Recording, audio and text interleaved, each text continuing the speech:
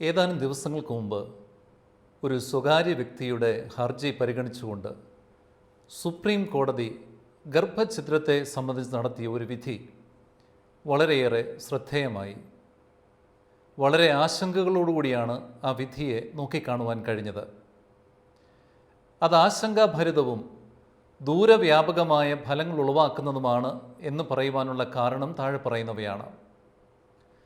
ജീവൻ ദൈവത്തിൻ്റെ ദാനമാണെന്നും ജീവൻ്റെ ആദ്യത്തെ തുടിപ്പ് മുതൽ അതിൽ ദൈവത്തിൻ്റെ സൃഷ്ടിപരതയുണ്ടെന്നും ജീവൻ്റെ മേൽ സമ്പൂർണ്ണ അധികാരം ദൈവത്തിൻ്റെതാണെന്നും ഓരോ ജീവനും ദൈവത്തിലേക്ക് എത്തിച്ചേരേണ്ടതാണെന്നും വിശ്വസിക്കുന്ന ഒരു സമൂഹത്തിന് വേദനയോടുകൂടിയല്ലാതെ സുപ്രീം കോടതിയുടെ ഈ വിധിയെ കാണുവാൻ കഴിയുകയില്ല. സ്വകാര്യ വ്യക്തിയുടെ ഹർജി പരിഗണിച്ചപ്പോൾ അതിന് ഉപോത്ബലകമായത് MTP ആക്ടിലെ വ്യവസ്ഥകളായിരുന്നു. MTP ആക്ടിൽ ഒരു ഗർഭഛിദ്രത്തിന് സാധ്യതയുളവാക്കുന്നത് 3 കാരണങ്ങളാണ്. ഒന്ന്, ഒരമ്മയുടെ അനാരോഗ്യം. 2, അമ്മയുടെ ഉള്ളിൽ വളരുന്ന കുഞ്ഞിൻ്റെ അനാരോഗ്യം. 3, മറ്റെന്തെങ്കിലും കാരണം. ഈ 3 കാരണങ്ങളും മാനദണ്ഡമാക്കി എടുത്തിരുന്നെങ്കിൽ, എല്ലാവരും അതൊക്കെ പാലിച്ചിരുന്നെങ്കിൽ നമ്മിൽ പലരും ഇന്ന് ഈ ഭൂമുഖത്ത് ഉണ്ടാവുകയില്ലായിരുന്നു. തൻ്റെ ഉള്ളിൽ വളരുന്ന ഒരു കുരുന്ന ജീവനെ വളരെയേറെ കഷ്ടപ്പാടുകളോടുകൂടെ സംരക്ഷിക്കുന്ന ഒരമ്മ, ആ അമ്മ പലപ്പോഴും ചിലപ്പോഴെങ്കിലുമൊക്കെ പക്വതയില്ലാത്ത ഒരു ഭർത്താവിൻ്റെ അടുത്തും, അതുമല്ലെങ്കിൽ ഒരുപാട് തിന്മ ഉള്ളിൽ സൂക്ഷിക്കുന്ന ഒരമ്മായിയമ്മയുടെ അടുത്തുമൊക്കെയാണ് ജീവിക്കുന്നതെങ്കിൽ നമുക്കറിയാം, പലപ്പോഴും ഗർഭഛിദ്രങ്ങൾ ഇവിടെ സംഭവിക്കുന്നത് നിർബന്ധങ്ങൾക്കും പ്രേരണകൾക്കും വശമതരായിട്ടാണ്. മറ്റുള്ളവർ അവരുടെ മേൽ ഭയങ്കരമായ സമ്മർദ്ദം ചെലുത്തിയിട്ടാണ്.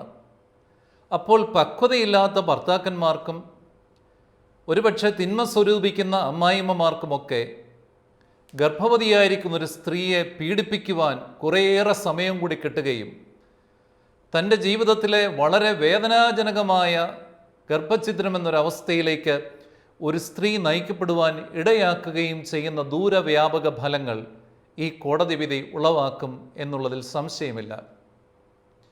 നിയമം വാസ്തവത്തിൽ എന്തിനാണ്? നിയമം ജീവനെയും സ്വത്തിനെയും സംരക്ഷിക്കുവാനായിട്ടാണ്. എന്നാൽ ഇവിടെ ജീവനെ സംരക്ഷിക്കേണ്ട നിയമം തന്നെ ജീവൻ്റെ ധ്വംസകരായി മാറുകയാണ്. ഗർഭവതിയായ ഒരു സ്ത്രീയുടെ അവകാശമാണ് അവരുടെ ഉള്ളിൽ വളരുന്ന കുഞ്ഞിനെ കാണുക എന്നുള്ളത്, അതിനെ വളർത്തുക എന്നുള്ളതൊക്കെയും.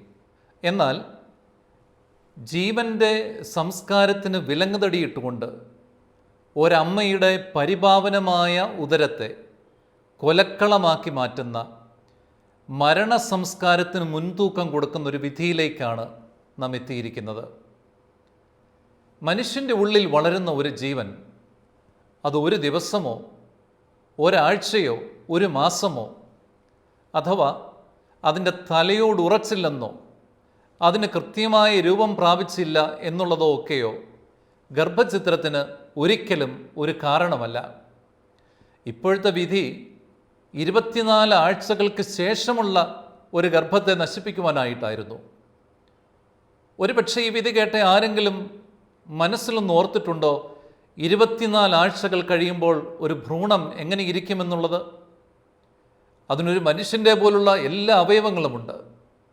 24 ആഴ്ചകൾ പിന്നിട്ട് 6 മാസം പിന്നിട്ട ഒരു ഭ്രൂണത്തെ വേണ്ടതായ രീതിയിൽ പുറത്തെടുത്താൽ ഇൻക്യുബേറ്ററിലൂടെ ജീവിപ്പിച്ചെടുത്ത എത്രയോ ചരിത്രങ്ങളുണ്ട്.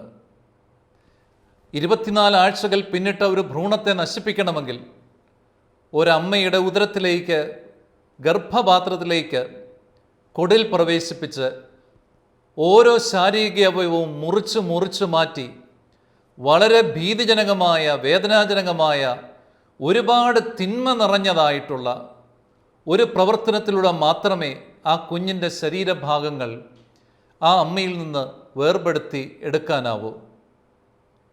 പ്രിയപ്പെട്ട സഹോദരങ്ങളെ, മനുഷ്യൻ്റെ മനസ്സാക്ഷിയിൽ ഒരു നിയമമുണ്ട്. അവൻ്റെ മനസ്സാക്ഷിയുടെ നിയമത്തിൽ പറഞ്ഞിട്ടുള്ളതാണ് ജീവൻ ദൈവത്തിൻ്റെ ദാനമാണ് എന്നുള്ളത്. അവൻ്റെ മനസ്സാക്ഷിയുടെ നിയമത്തിൽ പറഞ്ഞിട്ടുള്ളതാണ് ദൈവം തരുന്ന ജീവൻ സംരക്ഷിക്കപ്പെടണമെന്നുള്ളത്.